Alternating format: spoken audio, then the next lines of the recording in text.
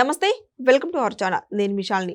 YCP నేత పూడి శ్రీహరి అలాగే గిరీష్ కుమార్ రెడ్డికి ఏపీ హైకోర్టులో చుక్కెదురైంది. ఇక ఆ పరిణామాలు ఏ విధంగా ఉండబోతున్నాయో తెలుసుకోబోయే ముందు స్టూడియోలో ఉన్నారు ప్రముఖ రాజకీయ సామాజిక విశ్లేషకులు డాక్టర్ గడ్డిపాటి శ్యాంప్రసాద్ గారు ఉన్నారు. వారిని అడిగే విషయాలను తెలుసుకునే ప్రయత్నం చేద్దాం. నమస్కారం సార్. నమస్తే అమ్మా. సార్, పూడి శ్రీహరి తను అయితే గత బాబు గారి మీదే ఫోటోలు మార్ఫింగ్ చేసి సోషల్ మీడియాలో అసభ్యకరంగా పెట్టడం జరిగింది. అయితే ఈరోజు పూడి శ్రీహరికి అలాగే గిరీష్ కుమార్ రెడ్డికి ఇద్దరికి కూడా ఏపీ హైకోర్టులో చొక్కెదురైంది. అసలు ఇంకా ఆ పరిణామాలు ఏ విధంగా ఉండబోతున్నాయి, ఏం జరగబోతుంది, మీరేం చెప్తారు సార్? యాక్చువల్గా రీసెంట్గా హైకోర్టులో జడ్జి ఒక వ్యాఖ్యానం చేశారు. ఏది పోస్టర్స్ వేసిన సందర్భంగా వైఎస్ఆర్సీపీ వాళ్ళు ఈ రాజధాని విషయంలో పోస్టర్స్ వేసిన సందర్భంగా పోలీసులు ఏం చేస్తున్నారు, పోలీసులు దీన్ని పట్టించుకోవట్లేదు ఏంటని పోలీసులకు వార్నింగ్ ఇచ్చినట్టుగా ఇచ్చారనమాట. ఆ సందర్భంగా ఈ చాలా ఒక 500-600 మంది మీద సోషల్ మీడియాలో అసభ్యంగా పోస్టులు పెట్టిన వాళ్ళ మీద కేసులు ఉన్నాయి. ఇమీడియట్గా ఈ శ్రీహరిని గిరీష్ కుమార్ రెడ్డిని ఇద్దరిని అరెస్ట్ చేసి కుప్పం కోర్టులో హాజరుపరిచారు. కుప్పం కోర్టు వాళ్ళని రిమాండ్ విధించకుండా విడుదల చేసేసారనమాట. దానికి ఆంధ్రప్రదేశ్ పోలీసులు ఏం చేశారంటే హైకోర్టుకి వెళ్ళారు. హైకోర్టుకి వెళ్తే ఏం చేశారంటే హైకోర్టు కుప్పం కోర్టు ఇచ్చిన దీన్ని జడ్జిమెంట్ని సస్పెండ్ చేశారు.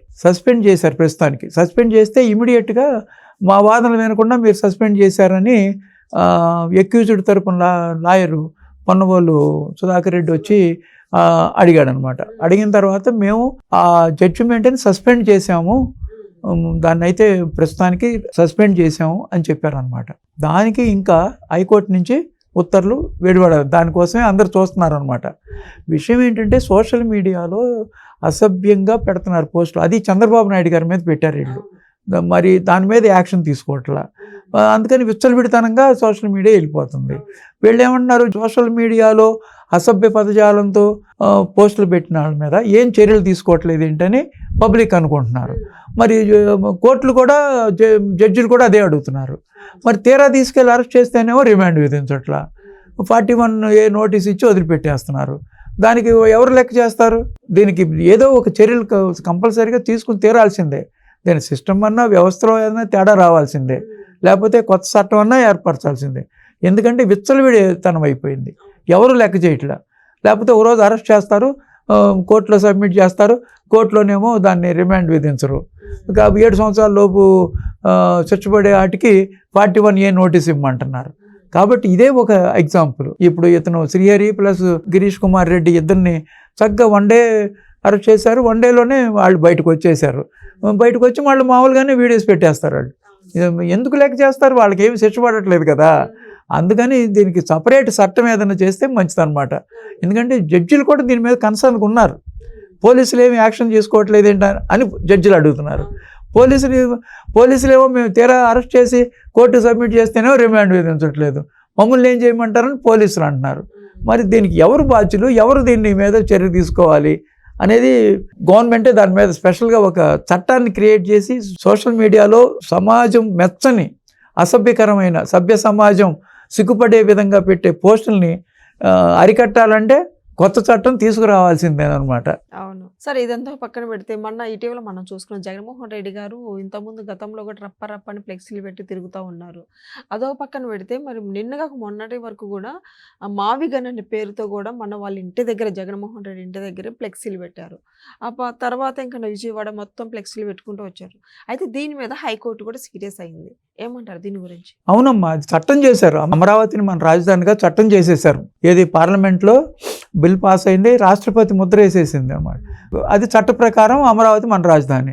దానికి చట్టానికి అతిక్రమించినట్టు ఆ పోస్టర్స్ మావిగాన్ని వేయటం అనేది చట్టాన్ని లెక్క చేయకుండా వేరే మా సొంత రాజధానాన్ని పెట్టుకున్నట్టుగా ఉందన్నమాట. అది దాన్ని ప్రజలు మెచ్చరు, చట్టం మెచ్చదు అనమాట. లీగల్గా అది కరెక్ట్ కాదు. వాళ్ళు అట్లా మావిగానని పోస్టర్లు పెట్టినంత మాత్రాన అమరావతి చట్టం చేసిన అమరావతిని మార్చగలరా? ఎవ్వరికీ ఆ శక్తి లేదు. అమరావతిని ఇంచు కూడా కదిలించలేరు. చట్టం అయిపోయింది. భారతదేశంలో అత్యంత ఉన్నతమైన పార్లమెంట్లో బిల్ పాస్ అయ్యి రాష్ట్రపతి దగ్గర ముద్ర పడిపోయిన తర్వాత ఇక అమరావతిని మార్చలేరు. అట్లా మార్చి మావిగాన్ రావాలంటే సాధ్యపడే విషయం కాదు, అంత తేలిక కాదు పార్లమెంట్లో చట్టం చేయటం అనేది.